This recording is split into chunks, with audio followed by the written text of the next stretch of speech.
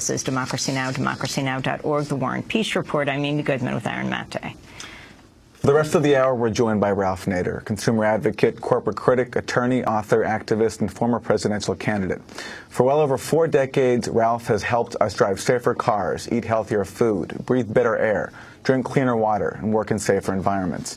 His devotion to political reform and citizens activism has fueled a number of critical policy victories in the creation of generations of watchdogs and activists to carry them forward. Ralph Nader came to prominence in the early 60s when he began to take on powerful corporations and work with local activists on their campaigns, putting himself on the map in 1965 with his book Unsafe at Any Speed, The Design and Dangers of the American Automobile.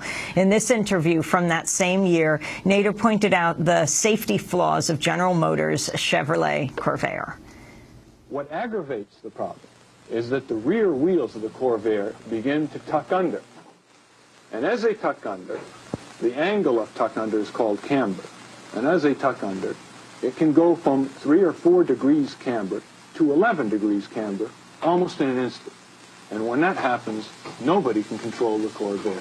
Well, then surely they did the right thing. They found out there was something wrong with the car and they fixed it. Yes, the question is, why did it take them 4 years to find out? This is my point. Either it's sheer callousness or indifference, or they don't bother to find out how their cars behave. Ralph Nader's expose led to the first of a number of federal laws bearing his imprint, the 1966 National Traffic and Motor Vehicle Safety Act.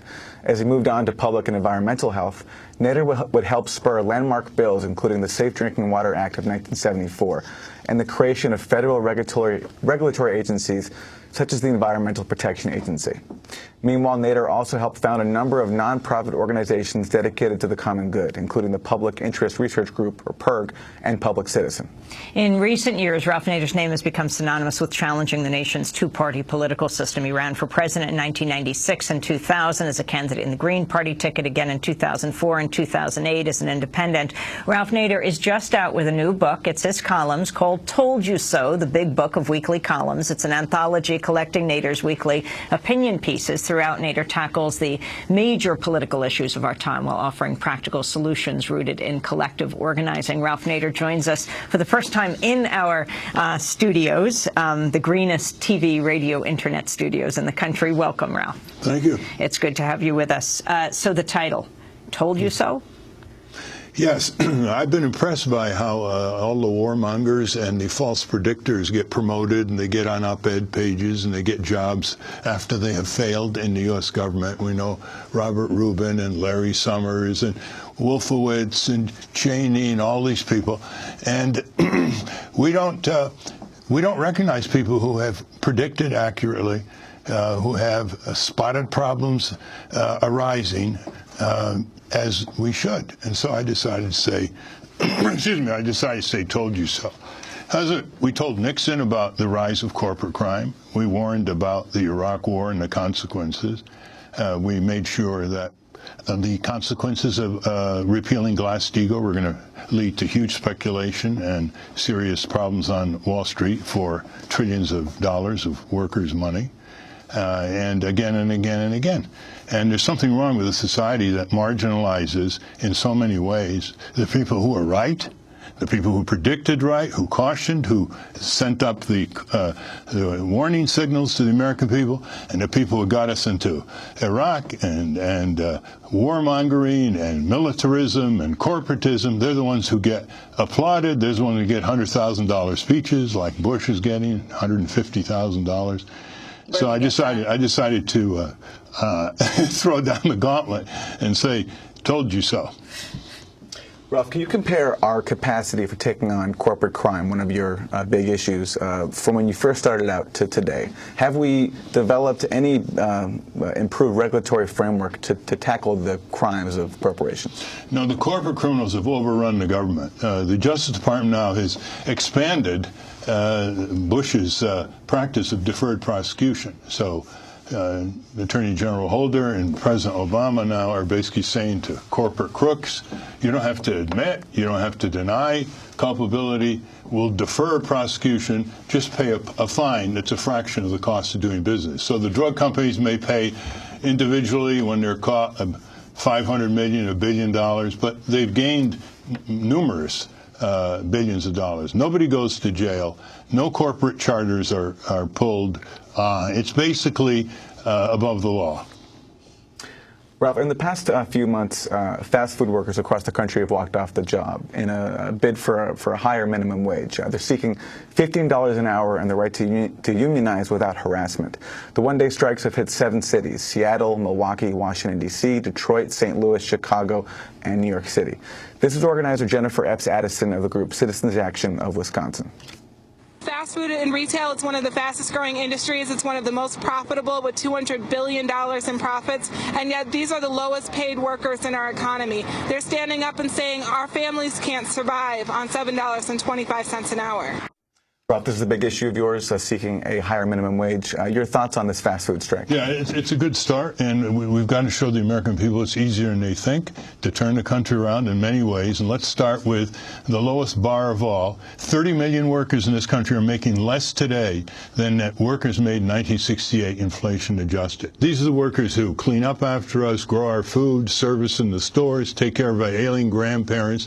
Just let that figure sink in. These are the workers that are most underemployed, underinsured.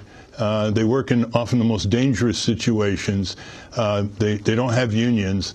And the question is our society so inert? Is our society so surrendering of any kind of civic sovereignty that we cannot get a minimum wage equal to 1968 that's supported, by the way, by 70% of the people, including Rick Santorum, and until last year, Mitt Romney? That's how basic it is. So we have a president saying in 2008, when he was campaigning, he wants $9.50 by 2011, and now he's down to $9 by 2016. The Democrats are sitting on inadequate bills in the House and Senate and not really pushing the Republicans. So here's what we're trying to do. August is the big recess where the members of Congress go back home. So we want people to get 300 to 400 signatures on a summons by the people back home, summoning the Congress people and the senators to exclusive town meetings in each district. And those of you who are watching or listening to this program and want to show how to turn this around, it's a great economic stimulus, by the way, to give people who desperately need the necessities of life more money. If you want to take 30 million people up to $10.50 an hour, which catches up barely with 1968, even though the worker productivity has doubled, by the way, since then, just go to timeforaraise.org. Remember, this is, if we cannot do this, it's doubtful we can change anything in this country. Timeforaraise.org. You'll get a whereas, very well done summons that you can go around and get people to sign. It'll be the easiest petition you'll probably ever get to sign to the congressperson or the senator saying, in August, in a municipal building or wherever, we want you to show up, and we're going to let you know what we want you to do. That's why I called it a summons instead of a petition. Let's go to President Obama in February in his State of the Union address, calling on Congress to raise the minimum wage to $9 an hour from $7.25 and to automatically adjust it with inflation. Tonight, let's declare that in the wealthiest nation on earth, no one who works full-time should have to live in poverty, and raise the federal minimum wage to $9 an hour. We should be able to get that done.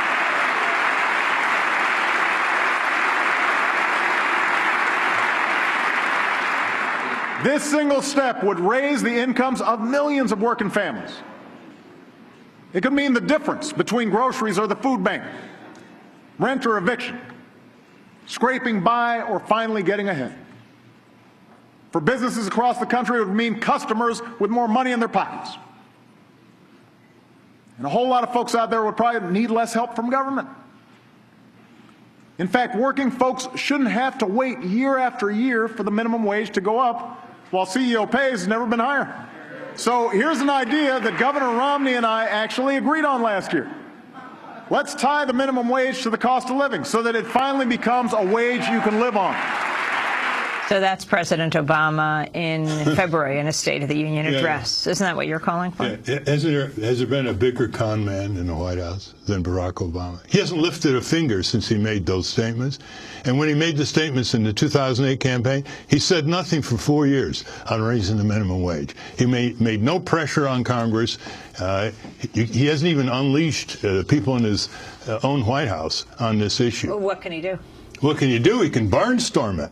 That's what the bully pulpit is about. He can go up to Congress. He can get George Miller and Senator Harkin, who have introduced weak minimum wage increase bills, to have dynamic hearings where he puts a face on all these people who can't even make as much as the workers made in 1968. Look at the difference here. There are 1 million Walmart workers who are making less today than Walmart workers made in 1968, inflation adjusted, while the boss of Walmart is making $11,000 an hour, plus benefits.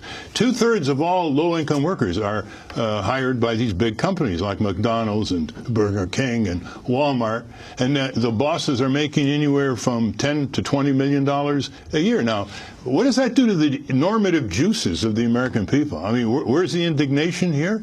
I mean, why did they take it? They don't have to take it. They can hit the streets. They can march. They can turn this around. How come they hit the streets in these third world countries? I mean, isn't it important for the livelihood? They can't even get the necessities of life for their children. The cruelty is unbelievable here. We are an advanced third world country. We have great military equipment and science and technology. Half of the people in this country are poor. They can't even pay their bills. They're deep in debt. And so people sitting around saying, oh, the powers that be, we can't do anything. What do you mean they can't do anything? They can do everything. They're the sovereign. We don't have we, the corporation, at the beginning of the Constitution. We have we, the people. So, timeforaraise.org. Let's get it done in August. Let's move. You get a nice summons. You go around. You get your friends and neighbors. Bring that member back home in a town hall or wherever for an exclusive meeting on the minimum wage. We're going to break, then come back to Ralph Nader. His new book is called Told You So. Stay with us.